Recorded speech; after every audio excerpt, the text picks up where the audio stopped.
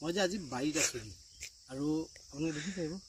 পাতিবোৰ একদম সিধা সিধা পাতিবোৰ যে এইটো টেকনিক ফেচবুকত কোনো চাইনিজ কোনো ফাৰ্মাৰ এজনে কৰা দেখিছিলোঁ ইউটিউবতো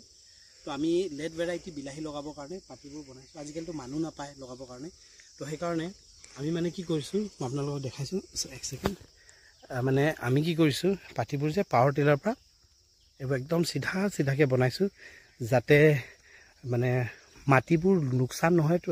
পাতি বনাওঁতে এনেকৈ আমি বনাইছোঁ মই আপোনালোকক এতিয়া চলাই কিনে দেখাম কেনেকৈ বনায় আৰু এইফালে সৰিয়হবোৰ আছে তাৰপিছতে তাৰ আগত হয় এইফালে তাৰ আগত এইবোৰ মটৰ আছে আলু সেইবোৰ আলু এইখিনি কবি তাৰপিছতে এইফালে আমাৰ কল খেতি আছে সেইটো চাইডে গোমধান আছে তো আজি আমি এতিয়া আপোনালোকক আকৌ চলাই কিনে দেখাম ঠিক আছে।